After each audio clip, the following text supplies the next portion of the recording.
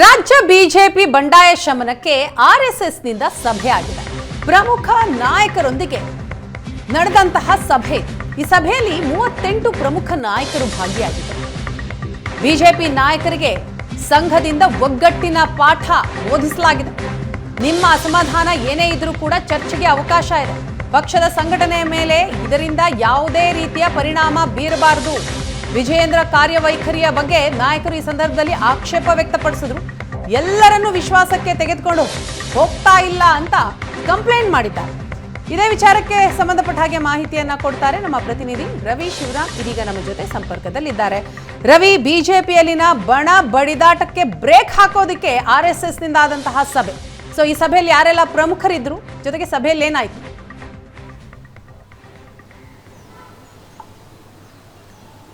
ವೀಣಾ, ನಿನ್ನೆ 5 ಗಂಟೆಗಳ ಕಾಲ ಒಂದು ಮೀಟಿಂಗ್ ಅನ್ನು ಆರ್ಎಸ್ಎಸ್ ಮತ್ತು ಬಿಜೆಪಿ ನಾಯಕರ ನಡುವೆ ನಡೆದಿದೆ. 5 ಗಂಟೆಗಳ ನಡೆದಂಥ ಚರ್ಚೆಯನ್ನು ಬಹಳ ಸಂಕ್ಷಿಪ್ತವಾಗಿ ಹೇಳುವಂಥ ಪ್ರಯತ್ನವನ್ನು ಮಾಡ್ತೇನೆ. ಪ್ರಮುಖವಾಗಿ 42 ಜನ ಅಪೇಕ್ಷಿತರಿದ್ದರು. ಅದರಲ್ಲಿ 38 ಜನ ಮಾತನಾಡಿದ್ದಾರೆ. 38ರಲ್ಲಿ 36 ಜನ ರಾಜ್ಯ ಸಂಘಟನೆಯ ಕಾರ್ಯವೈಖರಿ ಇರಬಹುದು, ತೆಗೆದುಕೊಳ್ಳುವಂಥ ನಿರ್ಣಯ ಇರಬಹುದು, ಪದಾಧಿಕಾರಿಗಳ ಆಯ್ಕೆ ಪ್ರಕ್ರಿಯೆ ಇರಬಹುದು, ಮತ್ತು ಮೈಸೂರಿನಲ್ಲಿ ಪಾದಯಾತ್ರೆ ಹೋಗುವ ಸಂದರ್ಭದಲ್ಲಿ ಕೆಲವೊಂದಿಷ್ಟು ಲೋಪದೋಷಗಳ ಬಗ್ಗೆ ಅಂದರೆ ಆಕ್ಷೇಪವನ್ನು ವ್ಯಕ್ತಪಡಿಸಿದ್ದಾರೆ. ಪ್ರಮುಖವಾಗಿ ಅದು ಪ್ರತಾಪ್ ಸಿಂಹ ಇರಬಹುದು, ಸಿ.ಟಿ. ರವಿ ಇರಬಹುದು, ಸುನೀಲ್ ಕುಮಾರ್ ಇರಬಹುದು, ಅದೇ ರೀತಿ ಯತ್ನಾಳ್ ಇರಬಹುದು. ಎಲ್ಲರೂ ಕೂಡ ವಿಜಯೇಂದ್ರ ಅವರು ಕೇವಲ 4-5 ಜನರನ್ನ ಜೊತೆಗಿಟ್ಕೊಂಡು ಅವರು ಹೇಳುವಂಥ ನಿರ್ಣಯಗಳನ್ನು ಕೈಗೊಳ್ಳುತ್ತಾರೆ. ಪಾರ್ಟಿಯಲ್ಲಿ ಹಿರಿಯರಿದ್ದಾರೆ, ಅದು ಪಾರ್ಟಿಯ ಫೋರಂ ಅಲ್ಲಿ ಚರ್ಚೆ ಆಗಬೇಕು, ಅದ್ಯಾವುದು ಕೂಡ ಆಗ್ತಾ ಇಲ್ಲ ಅನ್ನುವಂಥ ಆಕ್ಷೇಪವನ್ನು ವ್ಯಕ್ತಪಡಿಸಿದರು. ಜೊತೆಗೆ ಲೋಕಸಭಾ ಚುನಾವಣೆಯಲ್ಲಿ ಸೋಲಾದಂಥ ಅನೇಕ ಕ್ಷೇತ್ರಗಳಲ್ಲಿ ನಮ್ಮ ಪಾರ್ಟಿಯಲ್ಲಾದಂಥ ಒಳಜಗಳಗಳಿರಬಹುದು, ಹೊಂದಾಣಿಕೆ ರಾಜಕಾರಣ ಇರಬಹುದು ಹೇಳುವಂಥ ಬೇಸರವನ್ನು ಕೂಡ ವ್ಯಕ್ತಪಡಿಸಿದರು. GM ಸಿದ್ದೇಶ್ವರ್ ಅಂತೂ ನೇರವಾಗಿ ಹೇಳಿದರು, ಈ ಸೋಲಿಗೆ ನಮ್ಮ ಬಿಜೆಪಿಯಲ್ಲಿ ಇರುವಂತಹ ರೇಣುಕಾಚಾರ್ಯ ಇರಬಹುದು ಅಥವಾ ಪಾರ್ಟಿಯಲ್ಲಿ ಪ್ರಮುಖ ಸ್ಥಾನದಲ್ಲಿರುವ ಎಲ್ಲರೂ ಕೂಡ ಕಾರಣರಾಗಿದ್ದಾರೆ ಹೇಳುವಂಥ ಆಕ್ಷೇಪವನ್ನು ಕೂಡ ವ್ಯಕ್ತಪಡಿಸಿದರು.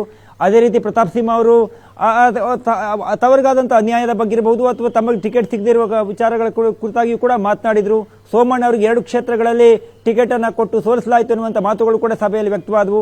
ಅಂತಿಮವಾಗಿ ಎಲ್ಲರ ಮಾತುಗಳನ್ನು ಕೂಡ ಕೇಳಿಸಿಕೊಂಡ್ರು. ವಿಜಯೇಂದ್ರ ಕೂಡ ಅದಕ್ಕೆ ಸಮರ್ಥನೆಯನ್ನು ಮಾಡಿಕೊಂಡ್ರು. ನಮ್ಮ ಕುಟುಂಬದ ಮೇಲೆ 25 ಕೇಸುಗಳಿದ್ದಾವೆ, ಆ 25 ಕೇಸುಗಳನ್ನು ಪಾರ್ಟಿಗಾಗಿ ಹಾಕೊಂಡಿದ್ದು ನೀವೆಲ್ಲರೂ ಕೂಡ ನನ್ನ ವಿರುದ್ಧ ಮಾತಾಡ್ತಿರುವಂತಹ ಬೇಸರವನ್ನು ಕೂಡ ವ್ಯಕ್ತಪಡಿಸಿದರು. ಅಂತಿಮವಾಗಿ ಆರ್ಎಸ್ಎಸ್ ನ ಪ್ರಮುಖರಾಗಿರುವಂತಹ ಮುಕುಂದ್ ಬಿಜೆಪಿ ರಾಷ್ಟ್ರೀಯ ಸಂಘಟನೆ ಕಾರ್ಯದರ್ಶಿ ಆಗಿರುವಂತಹ ಸಂತೋಷ್ ಅವರು ಒಗ್ಗಟ್ಟಿನಿಂದ ಹೋಗುವಂತೆ ತಿಳಿಸಿದ್ದಾರೆ. ಕೋರ್ ಕಮಿಟಿಯನ್ನು ಸದ್ಯದಲ್ಲಿ ರಚನೆಯನ್ನು ಕೂಡ ಮಾಡುವಂತೆ BL ಸಂತೋಷ್ ಅವರು ರಾಜ್ಯ ಉಸ್ತುವಾರಿಗೆ ಸೂಚನೆಯನ್ನು ನೀಡಿದ್ದಾರೆ. ಹಾಗಾಗಿ ನಿನ್ನೆ 5 ಗಂಟೆಗಳ ಕಾಲ ನಡೆದಂತಹ ಸಭೆಯಲ್ಲಿ ಒಂದಿಷ್ಟು ಒಗ್ಗಟ್ಟನ್ನು ಮೂಡಿಸುವಂತಹ ಪ್ರಯತ್ನ ಆರ್ಎಸ್ಎಸ್ ನಾಯಕರು ಮಾಡಿದ್ದಾರೆ. ಆದರೆ ಮುಂದಿನ ದಿನಗಳಲ್ಲಿ ಹೇಗೆ ಹೋಗುತ್ತೆ ಹೇಳುವುದನ್ನು ಕಾದು ನೋಡಬೇಕಾಗಿದೆ. ಥ್ಯಾಂಕ್ ಯು ರವಿ, ತಮ್ಮ ಮಾಹಿತಿಗಾಗಿ.